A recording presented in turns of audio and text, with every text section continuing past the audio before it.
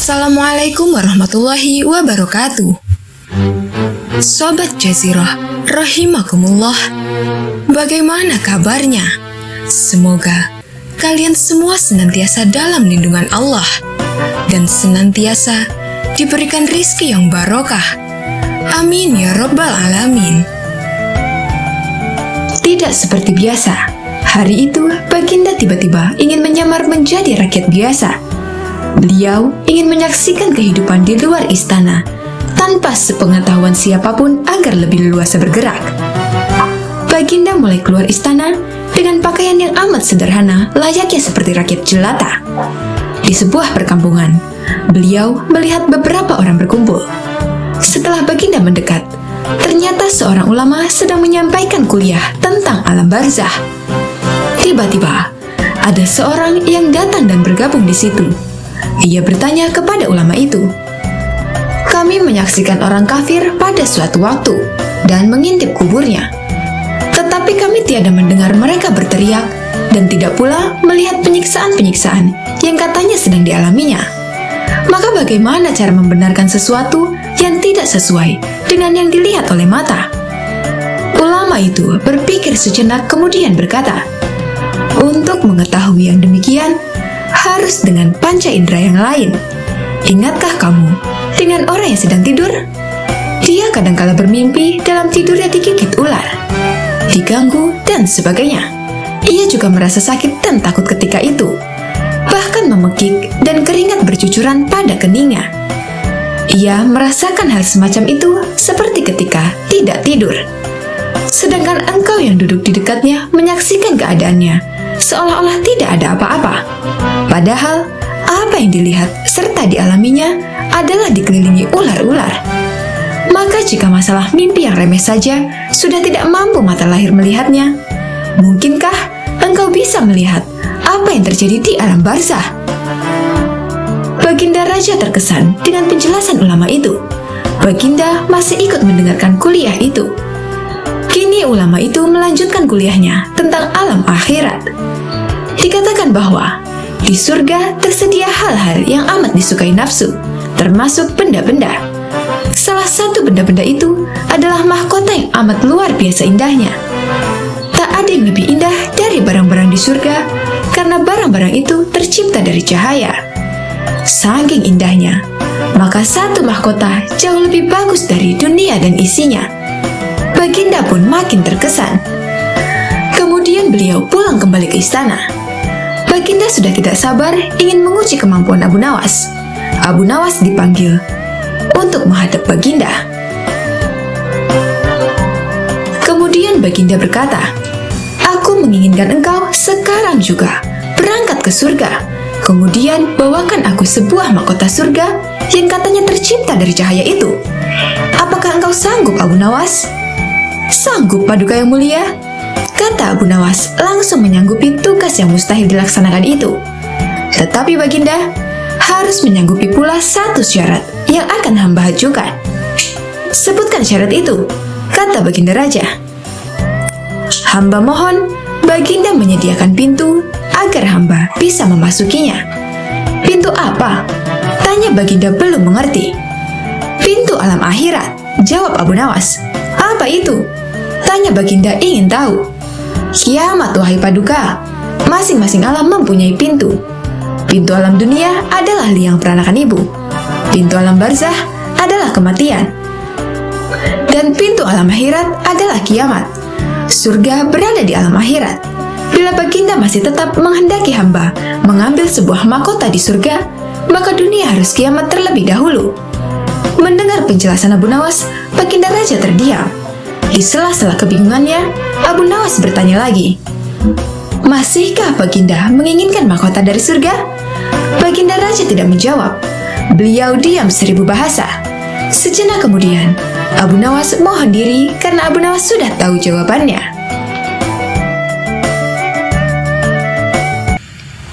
Assalamualaikum warahmatullahi wabarakatuh. Sobat Jazirah, rahimakumullah. Bagaimana kabarnya? Semoga kalian semua senantiasa dalam lindungan Allah dan senantiasa diberikan rizki yang barokah. Amin ya Rabbal Alamin. Abu Nawas dalam kesehariannya dikenal sangat sederhana. Ia tak menyimpan barang-barang berharga di dalam rumahnya. Sebab setiap kali mendapat hadiah dari Raja Harun al-Rasyid, ia selalu membaginya dengan orang di sekitarnya yang membutuhkan. Tak sedikit pun uang dibelanjakan untuk membeli barang-barang berharga. Ia hanya menyisakan uang untuk makan dan kebutuhan dasar lainnya. Abu Nawas selalu mensyukuri apa yang dimilikinya meski hanya sedikit. Suatu malam, seorang pencuri masuk ke rumahnya dengan cara merusak pintu belakang rumah. Tindakan pencuri itu diketahui Abu Nawas. Tapi, apa yang dilakukan Abu Nawas? Bukannya memukul dan menangkap pencuri, ataupun berteriak agar para tetangganya terbangun dan menangkap pencuri itu. Justru ia mencari tempat persembunyian. Setelah masuk ke dapur, pencuri itu mulai mencari barang-barang berharga di rumah Abu Nawas. Ia mulai membuka lemari, laci, dan melihat-lihat kolong di bawah tempat tidur Abu Nawas. Ia tak menemukan satupun barang berharga. Tak ada uang, tak ada emas, guci keramik, ataupun barang-barang berharga lainnya. Pencuri itu tak putus asa begitu saja. Ia kembali memeriksa ulang setiap ruangan yang ada di rumah Abu Nawas untuk memastikan bahwa ia telah menggeledah semua tempat yang ia duga terdapat barang berharga. Sampai suatu ketika, ia melihat sebuah kotak besar di dalam suatu ruangan yang sebelumnya tak sempat ia periksa.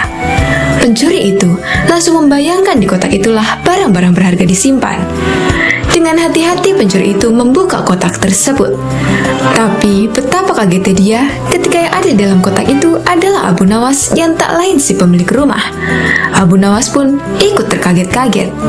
Secara spontan pencuri itu bertanya, "Hei, apa yang kamu lakukan di dalam kotak ini?" "Saya bersembunyi dari kamu," jawab Abu Nawas. "Kenapa begitu?" tanya si pencuri. "Saya malu kepadamu, karena saya tak memiliki apa-apa untuk diberikan kepadamu. Itulah kenapa saya bersembunyi di kotak ini," jawab Abu Nawas lagi. Setelah menerima jawaban seperti itu, pencuri itu dengan hati kecewa meninggalkan rumah Abu Nawas. Tapi ia bersyukur sekaligus heran karena Abu Nawas tak berteriak memanggil tetangga sehingga ia selamat dari hajaran massa.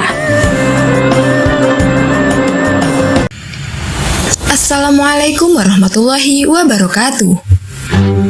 Sobat Jazirah, rahimakumullah. Bagaimana kabarnya? Semoga kalian semua senantiasa dalam lindungan Allah dan senantiasa diberikan rizki yang barokah. Amin ya Rabbal Alamin. Suatu ketika, Abu Nawas dipanggil oleh Baginda Raja Harun al-Rasyid ke istana kerajaan, dan terjadilah percakapan di antara keduanya. Rupanya kali ini, Abu Nawas sedang memperingatkan rajanya perihal harta dunia yang tidak akan dibawa mati ke kuburan, karena Abu Nawas mengetahui bahwa ia dipanggil karena ingin diikat sebagai saudara raja dengan tali ikatan hadiah. Sesampainya di istana kerajaan, Abu Nawas dengan santainya menegur langsung Baginda Raja Harun al-Rasyid tanpa basa-basi terlebih dahulu. "Wahai Amirul Mukminin, bagaimana nanti jika Allah Subhanahu wa Ta'ala menghadapkan Anda di hadapannya, lalu meminta pertanggungjawaban Anda tentang lalat hitam, burung kenari, dan kulit ari?" kata Abu Nawas kepada Raja Harun. Begitu mendengar penuturan Abu Nawas yang tiba-tiba itu, menyebabkan Raja Harun al-Rasyid pun menjadi sedih, sehingga menangis terseduh-seduh. Melihat rajanya bersedih, salah seorang kepala pengawal segera bertindak dengan memarahi Abu Nawas. "Wahai Abu Nawas, engkau diamlah. Engkau telah menyakiti hati sang raja," bentak kepala pengawal kerajaan kepada Abu Nawas. "Biarkan dia," kata Raja Harun. "Sebenarnya yang merusak dan menyakiti itu adalah Anda," kata Abu Nawas dengan berani. "Begini Abu Nawas, saya ingin mengikat tali persaudaraan denganmu dengan pemberian fasilitas dan hadiah-hadiah," kata Raja Harun al-Rasyid. Kembalikan saja semua harta dari tempat semula yang hendak Paduka berikan kepada hamba, jawab Abu Nawas. Lalu bagaimana dengan kebutuhanmu? Tanya Raja Harun. Aku ingin Anda tidak melihatku, dan aku pun tidak melihat Paduka. Ketahuilah, wahai Amirul Mukminin, Aiman bin Nail dari Qudamah bin Abdullah Al-Kalabi pernah berkata, aku telah melihat Rasulullah SAW melempar jumrah Aqabah di atas ontanya yang kemerah-merahan, tanpa ada pukulan dan tidak pula dengan pengusiran, jawab Abu Nawas. Setelah berkata demikian, Abu Nawas segera meninggalkan istana sambil bernyanyi. Persiapanmu telah memenuhi bumi sepenuhnya, hambamu mendekat dan sekarang apa? Bukankah engkau bakal mati dalam kuburan? Pewarismu mengelilingi, hartamu tak dapat engkau gunakan lagi. Itulah nyanyian Abu Nawas.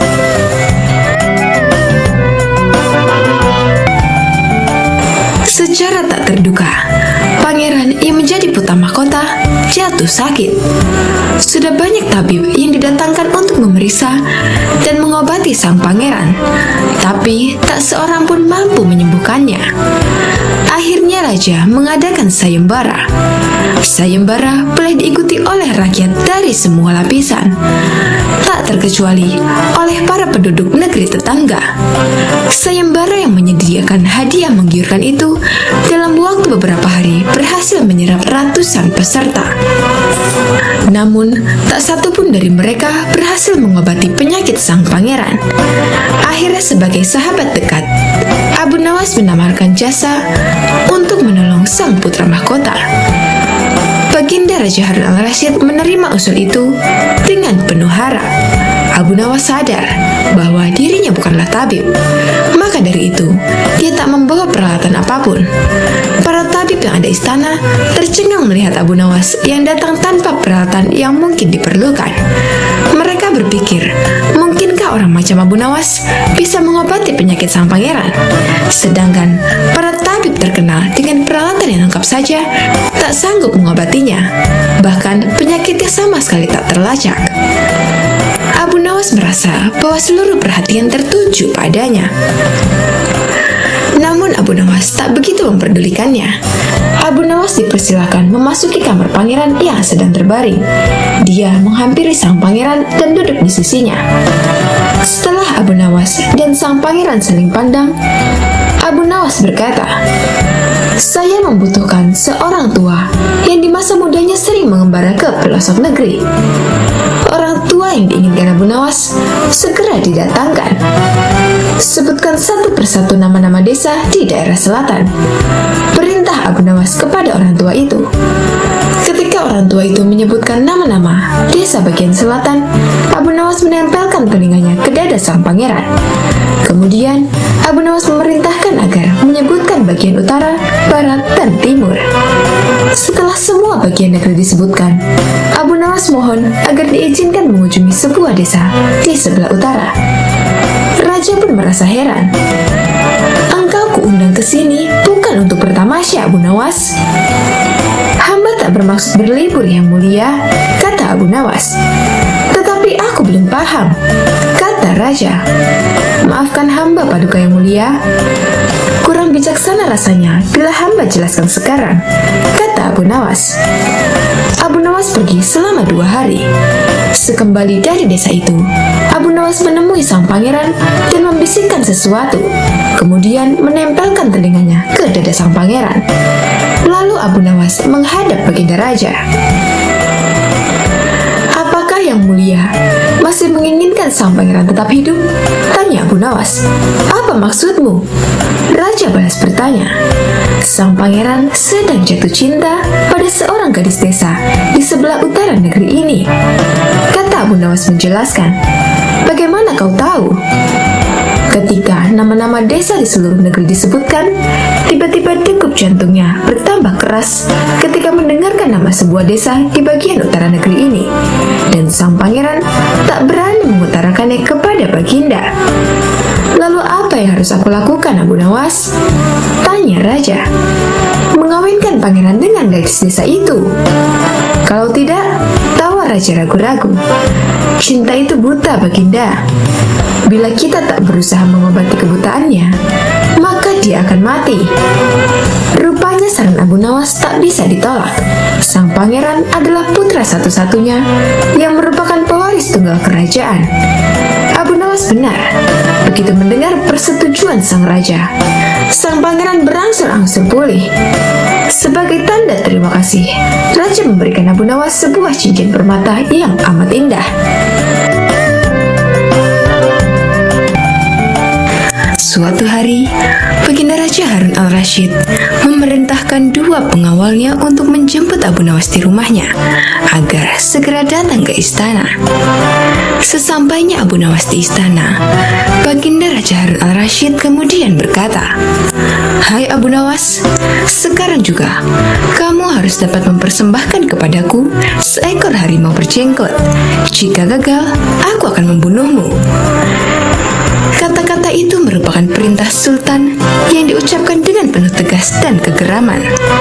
Dari bentuk mulutnya ketika mengucapkan kalimat itu, jelas betapa sultan menaruh dendam kesumat kepada Abu Nawas yang telah berkali-kali mempermainkan dirinya dengan cara-cara yang sangat kurang ajar.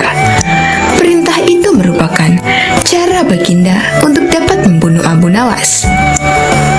"Ya, Tuanku Syah Alam," jawab Abu Nawas, "semua perintah paduka akan hamba laksanakan. Namun, untuk yang satu ini hamba mohon waktu 8 hari. "Baik," kata Baginda. Al-Kisah. Pulanglah Abu Nawas ke rumah. Agaknya ia sudah menangkap gelagat bahwa raja sangat marah kepadanya. Dicarinya akal supaya dapat mencelakakan diriku agar terbalas dendamnya, pikir Abu Nawas. Jadi, aku juga harus berhati-hati. Sesampainya di rumah, dipanggilnya 4 orang tukang kayu dan disuruhnya membuat kandang harimau. Hanya dalam waktu 3 hari, kandang itu pun siap. Kepada istrinya, ia berpesan agar menjamu orang yang berjenggot yang datang ke rumahnya. Apabila Adinda dengar Kakanda mengetuk pintu kelak, suruh dia masuk ke dalam kandang itu, kata Abu Nawas sambil menunjuk kandang tersebut. Ia kemudian bergegas pergi ke musola dengan membawa sajadah. "Baik," kata istrinya. "Hai Abu Nawas, tumben kamu sholat di sini?" bertanya imam dan penghulu musola itu. "Sebenarnya, saya mau menceritakan hal ini kepada orang lain. Tapi kalau tidak kepada Tuhan penghulu, kepada siapa lagi saya mengadu?" jawab Abu Nawas. "Tadi malam, saya ribut dengan istri saya. Itu sebabnya saya tidak mau pulang ke rumah." Pucuk dicinta, ulam tu tiba, pikir penghulu itu. Kubiarkan Abu Nawas tidur di sini dan aku pergi ke rumah Abu Nawas menemui istrinya. Sudah lama aku menaruh hati kepada perempuan cantik itu, ucap si penghulu dalam hatinya. "Hai Abu Nawas," kata si penghulu, "bolehkah aku menyelesaikan perselisihan dengan istrimu itu?" "Silahkan," jawab Abu Nawas. "Hamba sangat berterima kasih atas kebaikan hati Tuan." Maka pergilah penghulu itu ke rumah Abu Nawas dengan hati berbunga-bunga, dan dengan wajah berseri-seri diketuknya pintu rumah Abu Nawas. Begitu pintu dibuka, ia langsung mengambil istri Abu Nawas dan diajak duduk bersanding. "Hai Adinda, apa gunanya punya suami jahat dan melarat? Lagi pula, Abu Nawas hidupnya tak karuan. Lebih baik kamu jadi istriku. Kamu dapat hidup senang dan tidak kekurangan suatu apapun," ucap si penghulu. "Baiklah, kalau keinginan Tuan demikian," jawab istri Abu Nawas. Tak berapa lama kemudian, terdengar pintu diketuk oleh seseorang. Ketukan itu membuat penghulu belingsatan. "Kemana aku harus bersembunyi?" ia bertanya kepada nyonya rumah. "Tuan penghulu, silakan bersembunyi di dalam kandang itu," jawab istri Abu Nawas. Ia lalu menunjuk kandang yang terletak di dalam kamar Abu Nawas. Tanpa Tanpa pinggir panjang lagi, penghulu itu masuk ke dalam kandang itu dan menutupnya dari dalam. Sedangkan istri Abu Nawas segera membuka pintu. Abu Nawas pun masuk ke dalam rumah. "Hai Adinda, apa yang ada di dalam kandang itu?" tanya Abu Nawas. "Tidak ada apa-apa suamiku," jawab istrinya. "Apa putih-putih itu?" tanya Abu Nawas. Lalu dilihatnya penghulu itu gemetar karena malu dan ketakutan. Setelah 8 hari, Abu Nawas memanggil 8 kuli untuk memikul kandang itu ke istana. Di Baghdad, orang gempar ingin melihat harimau berjenggot. Seumur hidup, jangankan melihat, mendengar harimau berjenggot pun belum pernah. Kini Abu Nawas malah dapat seekor. Mereka terheran-heran akan kehebatan Abu Nawas. Tetapi, begitu dilihat penghulu di dalam kandang, mereka tidak bisa bilang apa-apa selain mengiring kandang itu sampai ke istana, hingga menjadi arak-arakan yang panjang. Si penghulu malu bukan main. Tak lama kemudian, sampailah iringan-iringan itu ke dalam istana. "Hai Abu Nawas, apa kabar?" kata Baginda Sultan. "Apa kamu sudah berhasil mendapatkan harimau berjenggot?" "Dengan berkat dan doa tuanku, alhamdulillah hamba berhasil," jawab Abu Nawas. Maka dibawalah kandang itu ke hadapan Baginda. Ketika Baginda hendak melihat harimau tersebut, si penghulu memalingkan mukanya ke arah lain dengan muka merah padam karena malu. Akan tetapi, kemanapun dia menoleh, ke situ pula Baginda memelototkan matanya. Tiba-tiba Baginda menggeleng-gelengkan kepala dengan takjub, sebab menurut penglihatan beliau, yang ada di dalam kandang itu adalah penghulu musola. Abu Nawas buru-buru menimpali. "Ya tuanku, itulah harimau berjenggot." Tapi Baginda tidak cepat tanggap.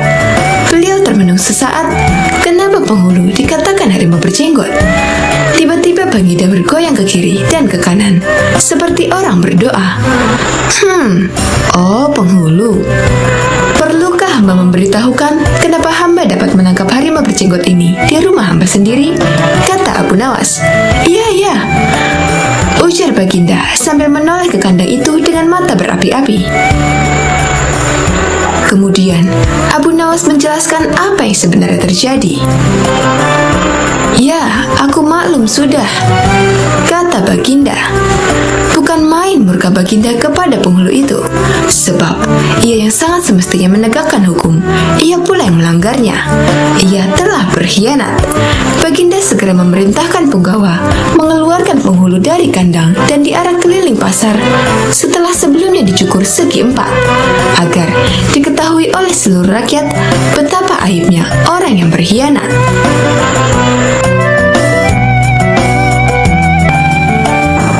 Abu Nawas adalah salah seorang penyair terbesar sastra Arab klasik. Abu Nawas sering dikisahkan sebagai sosok yang bijaksana sekaligus jenaka. Saat ini kita telah banyak mendengar tentang kisah-kisah Abu Nawas yang begitu menarik, jenaka, dan penuh hikmah. Tapi, ada satu kisah yang menarik, dan mungkin banyak dari teman-teman yang penasaran di mana Abu Nawas berhasil menjawab pertanyaan dari Raja Harun al-Rasyid tentang manakah yang lebih dahulu diciptakan antara telur dan ayam. Namun ada sebagian juga yang berpendapat bahwasannya kisah-kisah Abu Nawas yang ada sekarang adalah sebuah dongeng belaka. Jadi kebenarannya hanya Allah Subhanahu wa Ta'ala yang Maha mengetahui. Untuk itu, kisah ini cukup dijadikan sebagai pengetahuan dan diambil hikmahnya saja. Pada suatu hari, Raja Harun al-Rasyid sedang merasa bahagia karena dia mendapati ayam betinanya telah bertelur. Melihat ayam yang bertelur, sang raja dapat ide untuk membuat sayembara kepada masyarakat. Lalu sang raja pun mengumpulkan orang-orang atau rakyatnya itu di sebuah lapangan yang luas. Kemudian sang raja berkata, "Wahai rakyatku, siapakah di antara kalian yang dapat menjawab pertanyaanku? Manakah yang lebih dulu diciptakan antara ayam ayam dan telur. Barang siapa dari kalian yang berhasil menjawab pertanyaan dengan alasan yang logis, maka aku akan hadiahkan 1 peti penuh uang emas. Tapi apabila tidak mampu menjawabnya, maka dia harus menerima hukuman, yaitu di penjara. Ketika itu, memang orang-orang dalam kondisi keuangan yang susah. Makanya tidak sedikit dari mereka yang tertarik untuk ikut sayembara tersebut. Mereka begitu tertarik dengan hadiah yang dijanjikan. Tapi masalahnya, mereka juga tak cukup pintar untuk bisa menjawab pertanyaan tersebut dengan disertai alasan yang logis. Selain itu juga, mereka takut dimasukkan ke penjara apabila tak bisa menjawab pertanyaan dari sang raja. Akhirnya dari sekian banyak penduduk yang ada waktu itu, hanya 4 orang saja yang nekat mengikuti sayembara tersebut. Dan salah seorang di antaranya adalah Abu Nawas. Aturan dari sayembara ini ada 2. Yang pertama, mereka harus menjawab dengan masuk akal. Kemudian yang kedua, peserta harus bisa menjawab sanggahan dari sang raja. Singkat cerita, pada suatu hari dimulailah sayembara perlombaan tersebut, dan ke-4 peserta telah siap di depan panggung. Ketika itu, banyak orang yang menyaksikan sayembara tersebut karena mereka pun sebenarnya penasaran, sekaligus ingin tahu mana yang lebih dahulu antara ayam atau telur. Orang-orang pun penasaran siapakah orang yang beruntung yang bisa mendapatkan emas 1 peti itu. Kemudian sang raja pun datang, lalu duduk di singgasananya di atas panggung tersebut. Mulailah ketika Raja Harun al-Rasyid memanggil peserta pertama untuk maju. Lalu sang raja bertanya, manakah yang lebih dulu ada, telur apa ayam? Kemudian peserta pertama ini menjawab, wahai raja, telurlah yang lebih dulu ada. Dan sang raja bertanya, kenapa telur yang pertama? Apa alasannya? Peserta ini menjawab, bila ayam yang lebih dulu ada, itu dirasa tidak mungkin, karena ayam berasal dari telur. Lalu sang raja bertanya lagi, kalau begitu, siapa yang mengerami telur tersebut? Mendengar pertanyaan dari raja ini, peserta pertama ini langsung pucat karena dia tidak tahu jawabannya apa. Karena peserta ini tidak mampu menjawab, raja pun memasukkan dia ke dalam penjara. Kemudian dipanggillah peserta yang kedua. Peserta kedua ini pun menjawab, wahai paduka raja, sebenarnya telur dan ayam tercipta dalam waktu yang bersamaan.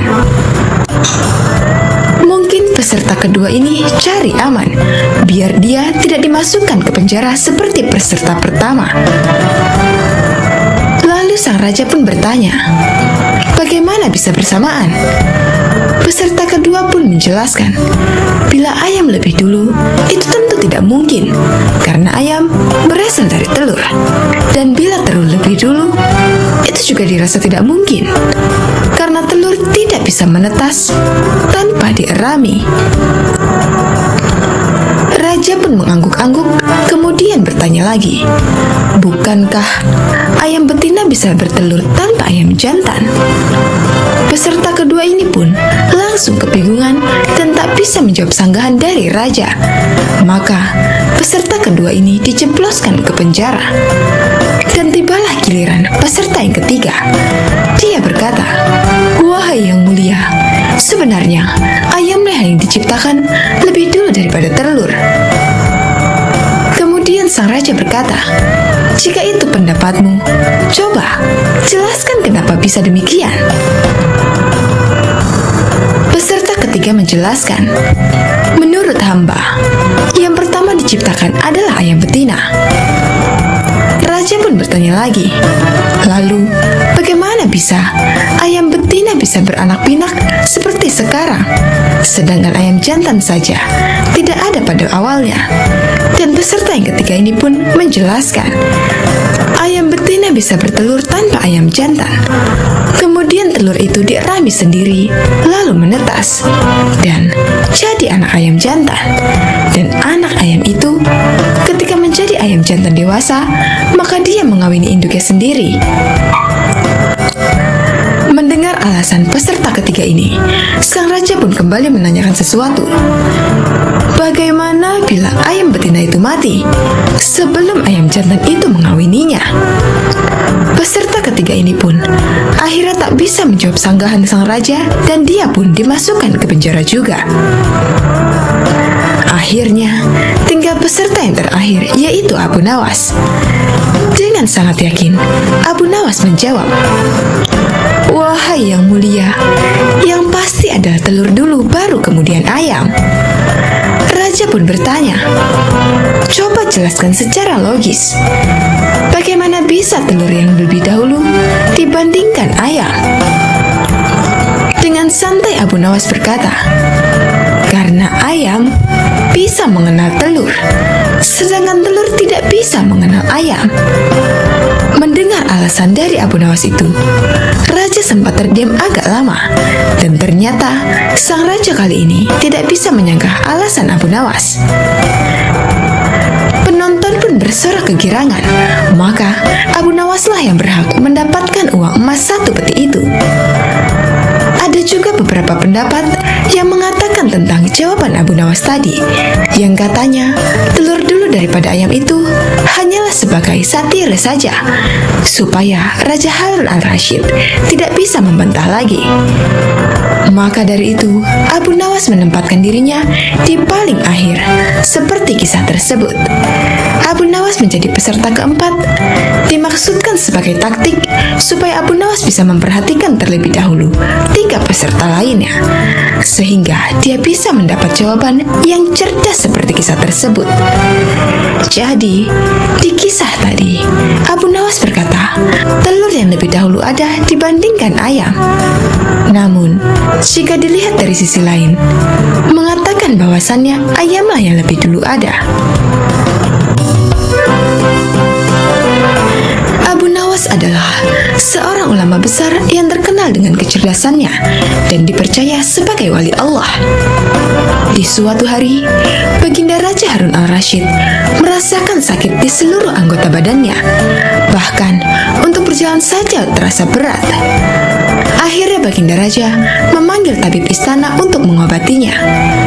Tapi ternyata hasilnya nihil, lantaran tabib istana hingga tabib sekota Baghdad tak bisa mengobatinya.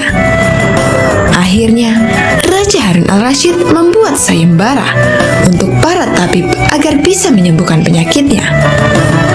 Barang siapa yang bisa mengobati penyakit Baginda Raja akan diberi hadiah uang emas yang banyak.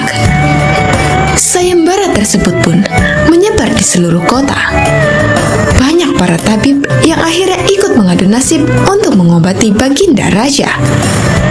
Abu Nawas yang mendengar sayembara itu pun tertarik untuk mencobanya. Padahal ia sama sekali tidak mempunyai kemampuan untuk mengobati. Hari yang ditunggu pun telah tiba. Abu Nawas menghadap raja untuk mencoba mengobatinya. "Abu Nawas, rupanya engkau ikut pula dalam sayembara yang kuadakan ini," kata raja. "Benar, Baginda," kata Abu Nawas. "Apa kamu bisa mengobati penyakitku ini?" tanya Raja Harun al-Rasyid. "Hamba akan mencobanya, Baginda. Hamba akan mencoba menerapkan cara-cara yang belum pernah dilakukan oleh tabib lainnya," jawab Abu Nawas meyakinkan. Abu Nawas kemudian meminta Raja Harun al-Rasyid untuk menerangkan penyakit apa yang dideritanya, agar bisa memberikan tindak lanjut. Baginda Raja Harun al-Rasyid pun menerangkan jika tubuhnya terasa nyeri, tangan dan kakinya terasa pegal-pegal. Setelah memeriksa, Abu Nawas tak langsung mengobatinya. Ia meminta waktu 2 hari kepada Raja Harun al-Rasyid untuk meramu resep obat terbaik untuknya. Di bawah pohon yang rindang, Abu Nawas terus berpikir resep untuk sang baginda. Maklum saja, Abu Nawas bukanlah tabib, sehingga ia pun bingung harus memberikan resep apa untuk Baginda Raja. Sambil duduk dan berpikir, dari kejauhan ia melihat seorang kakek tua yang masih sibuk sendirian memetik buah-buahan di kebun kurma. Abu Nawas yang heran langsung mendekati kakek tersebut. Setelah bercakap-cakap dengan kakek tersebut, Abu Nawas mendapat jawaban. Kakek tersebut menjadikan aktivitas memetik buah sebagai kesibukan. Jika tak ada kesibukan tersebut, malah merasa badannya pegal-pegal. Dari pertemuan tersebut, akhirnya Abu Nawas menemukan penyebab sakitnya Baginda Raja. Esok harinya, Abu Nawas pun menghadap Baginda Raja Harun al-Rasyid. "Hai Abu Nawas, belum 2 hari kau sudah menghadapku. Mana obat untukku?" tanya Raja Harun al-Rasyid. "Maafkan hamba Baginda. Kali ini hamba datang belum membawa obat yang dapat Baginda minum. Sebab obat yang bisa menyembuhkan Baginda hanya telur unta. Baginda harus cari telur unta itu sendiri, karena jika tak dicari sendiri, maka khasiatnya akan hilang," terang Abu Nawas. "Kalau itu yang kau sarankan, baiklah, aku akan segera mencarinya," jawab Baginda Raja.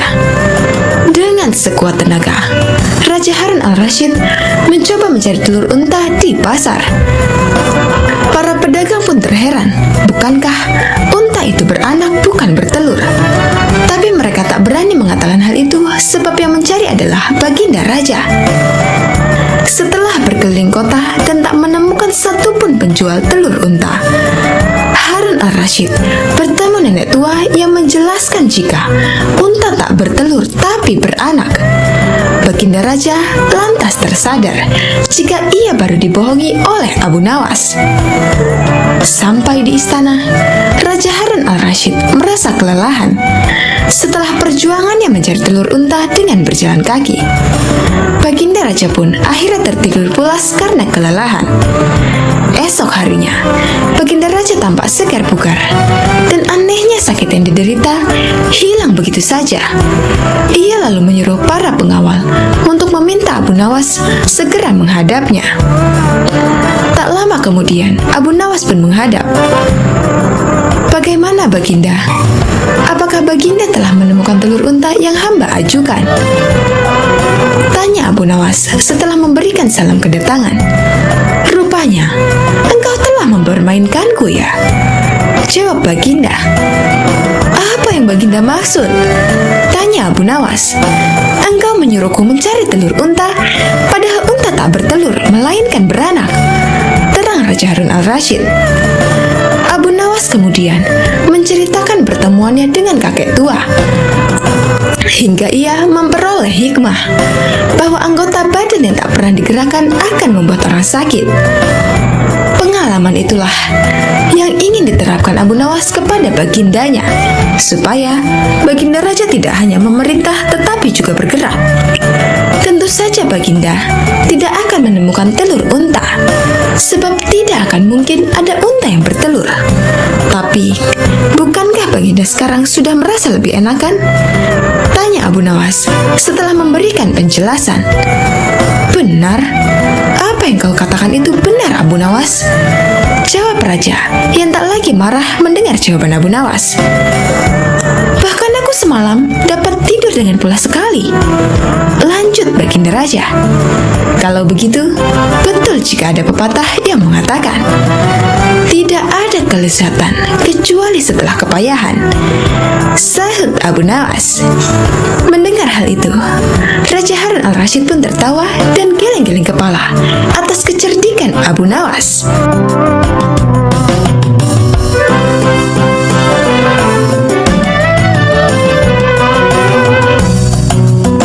Assalamualaikum warahmatullahi wabarakatuh. Sobat Azul rahimakumullah. Abu Nawas memang cerdik. Meskipun tak mempunyai kemampuan untuk melaksanakan titah sang raja, namun dia selalu berhasil melaksanakan tugasnya, dan hadiah selalu menanti. Sungguh rezeki yang tak disangka. Suatu ketika, Abu Nawas diundang oleh Raja Harun al-Rasyid untuk makan bersama. Maka berangkatlah para pengawal kerajaan untuk menjemput Abu Nawas di rumahnya. Tak berapa lama kemudian, Abu Nawas telah sampai di istana dengan pakaian sederhana. Abu Nawas langsung diajak berbincang di sebuah pendopo dengan berbagai jamuan makan lengkap dengan minuman yang segar. Melihat begitu banyaknya makanan, Abu Nawas pun sangat lahap menyantap makanan yang dihidangkan kepadanya. Sementara itu Raja masih meneruskan perbincangannya dengan Abu Nawas tentang kekuasaannya. Raja Harun bercerita kepada Abu Nawas terkait dengan luasnya wilayah yang telah dipimpinnya. Namun Abu Nawas nampak tidak menggubris, malah dia sibuk dengan makanan yang tersaji di hadapannya. Tak lama kemudian, Raja mulai melontarkan berbagai pertanyaan kepada Abu Nawas. "Hai Abu Nawas, kalau setiap benda ada harganya, berapakah harga diriku ini?" tanya Raja. Abu Nawas yang masih dalam kondisi kekenyangan setelah makan menjawab sekenanya tanpa berpikir panjang. Hamba kira mungkin sekitar 100 dinar saja, Paduka," jawab Abu Nawas. "Terlalu sekali engkau, Abu Nawas. Harga sabuku saja 100 dinar," bentak Raja. "Tepat sekali, Paduka. Memangnya saya nilai dari diri Paduka hanya sebatas sabuk itu saja," ujar Abu Nawas. Karena merasa tak ingin dipermalukan oleh Abu Nawas karena kecerdikannya, kali ini Raja tidak mau lagi mengambil resiko dengan beradu pendapat kepadanya. Oleh karena itu, Abu Nawas diajak menuju ke tengah-tengah prajuritnya yang merupakan ahli bela diri dan ketangkasan. "Ayo Abu Nawas, di hadapan para prajuritku, tunjukkanlah kemampuan memanahmu. Panahlah sekali saja. Kalau panahmu dapat mengenai sasaran, hadiah akan menantimu. Tapi kalau gagal, engkau akan aku penjara," kata Raja. Abu Nawas pun bergegas mengambil busur dan anak panah. Dengan memantapkan hati, Abu Nawas membidik sasaran dan mulai memanah. Namun panahnya meleset dari sasaran. "Dari pengamatan saya, ini adalah gaya memanah para makalar tanah," ujar Abu Nawas untuk menutupi kelemahannya. Sesaat kemudian, Abu Nawas mencabut sebuah anak panah lagi dan membidik sasaran. Lagi-lagi, anak panah yang dibidikkan itu melesat terlalu jauh dari sasaran. "Kalau yang ini, Paduka, ini gaya juragan buah kalau sedang memanah," sahut Abu Nawas untuk menutupi kelemahannya yang kedua. Untuk yang ketiga kalinya, Abu Nawas kembali mencabut anak panah dan mulai membidiknya. Namun kali ini, kebetulan anak panah yang dibidiknya mengenai sasaran. "Nah, yang ini Paduka, ini baru gaya Abu Nawas kalau sedang memanah. Saya pun menunggu hadiah yang Paduka janjikan," kata Abu Nawas dengan gembira. Dengan tak bisa menyembunyikan tawanya, Paduka Raja lantas memberikan hadiah kepada Abu Nawas. Dengan kecerdikannya bermain kata-kata yang masuk logika, akhirnya Abu Nawas mendapatkan hadiah. Dia pun langsung memohon diri karena tak sabar untuk memberikan hadiah itu kepada istrinya. Wallahu a'lam bishawab.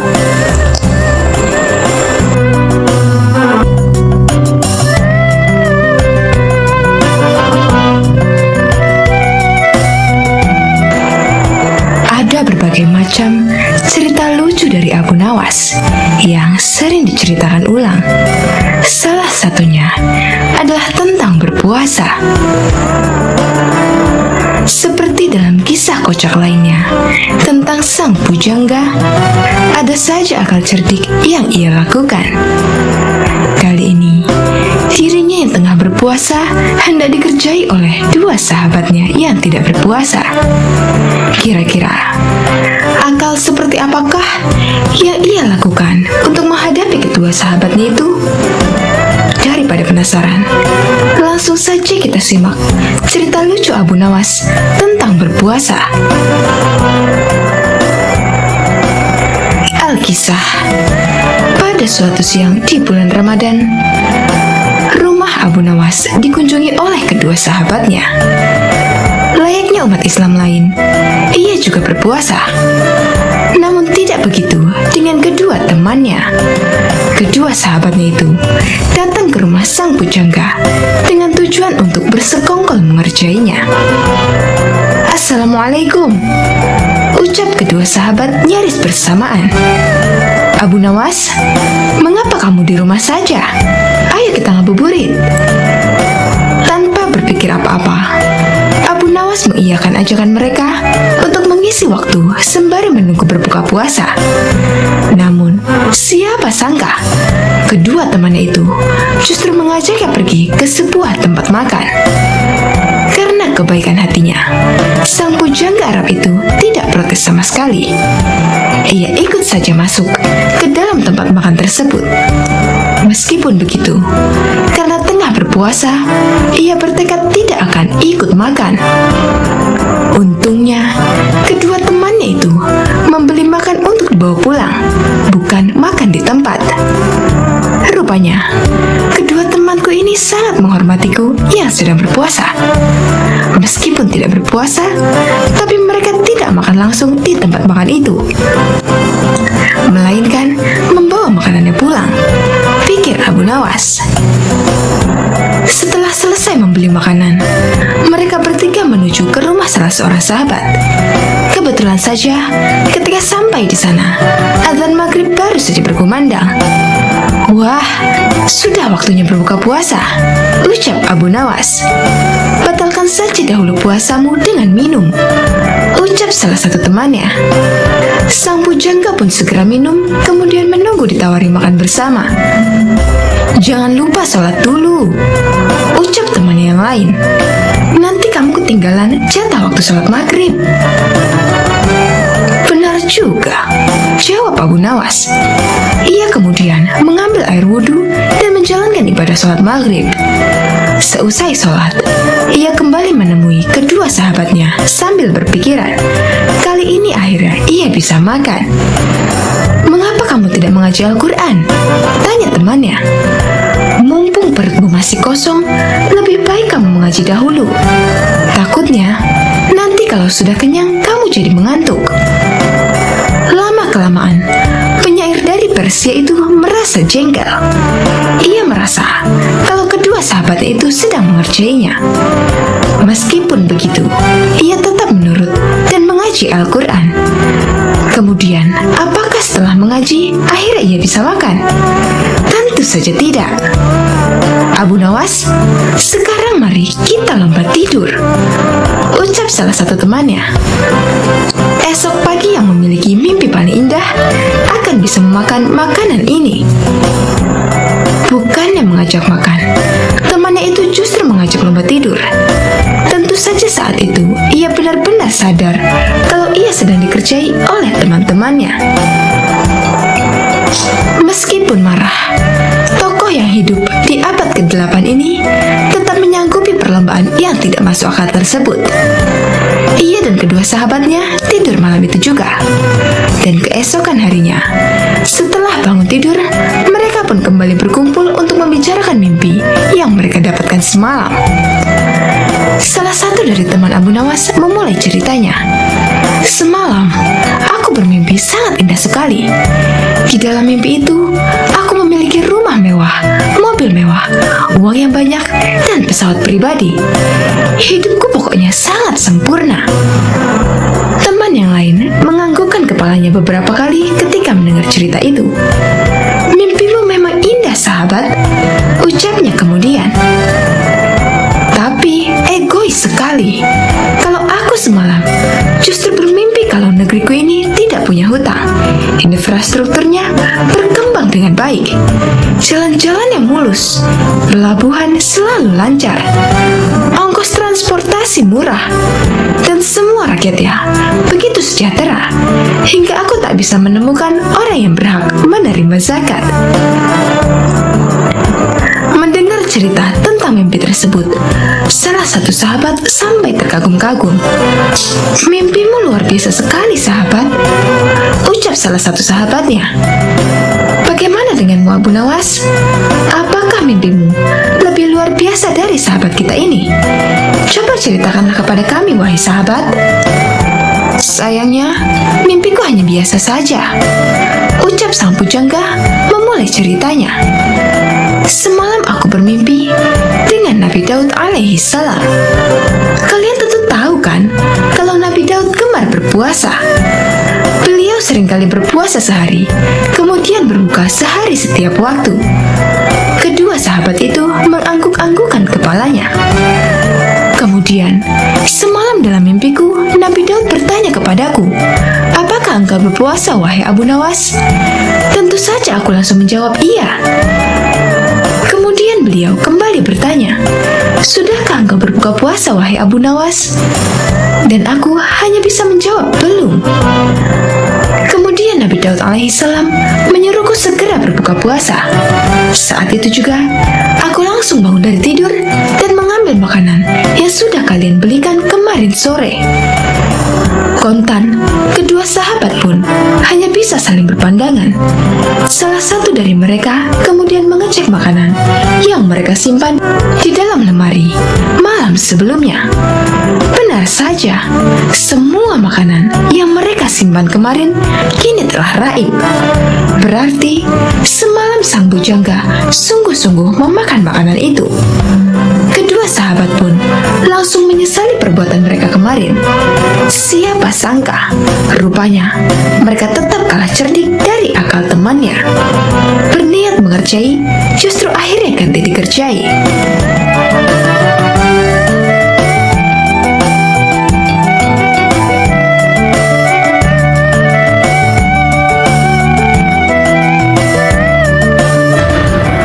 Pada suatu hari, di kerajaan yang dipimpin oleh Raja Harun al-Rasyid, telah terjadi huru-hara. Rakyatnya tak lagi mendapatkan ketenangan seperti biasanya, karena telah terjadi penculikan dan pembunuhan yang sangat misterius.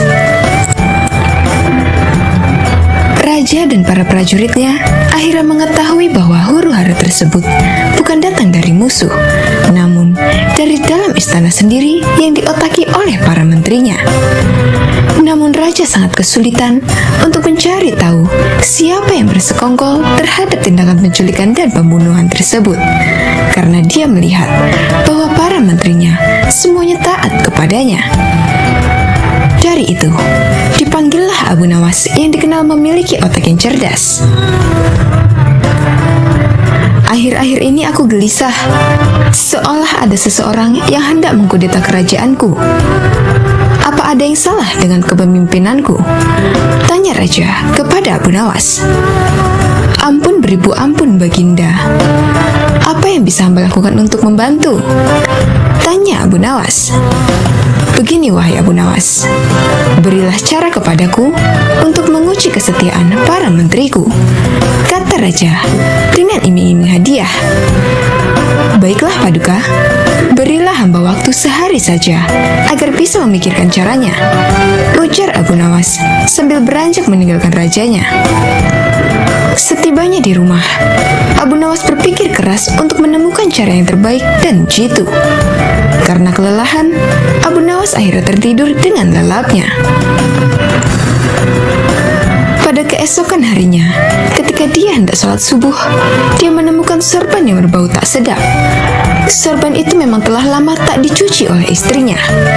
Dari situlah Abu Nawas menemukan cara jitu untuk menguji kesetiaan para menteri kerajaan.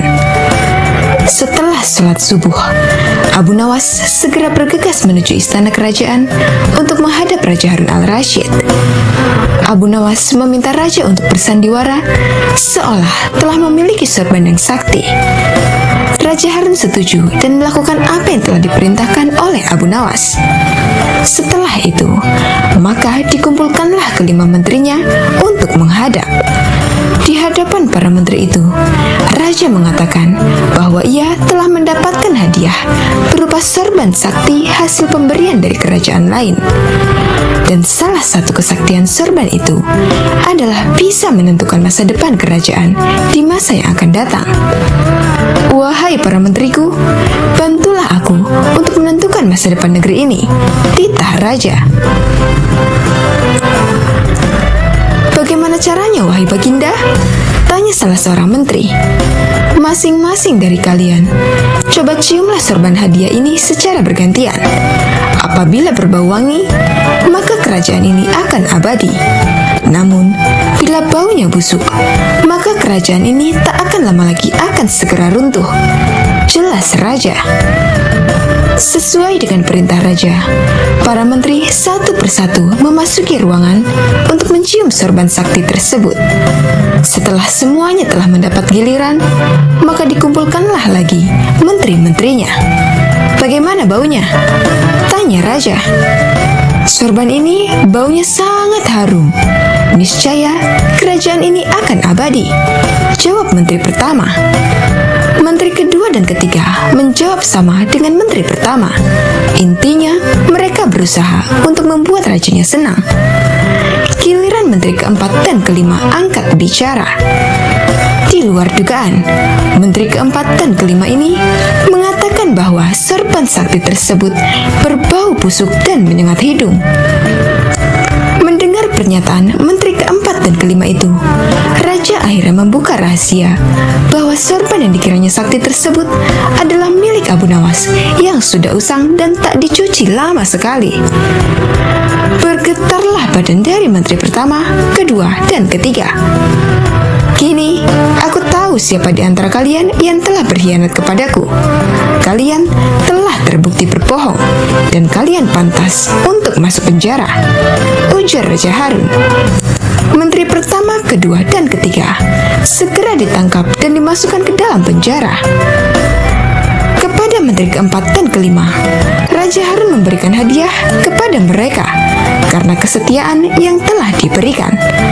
Tak lupa juga, Abu Nawas mendapatkan bagian hadiah yang telah dijanjikan oleh Raja Harun kemarin.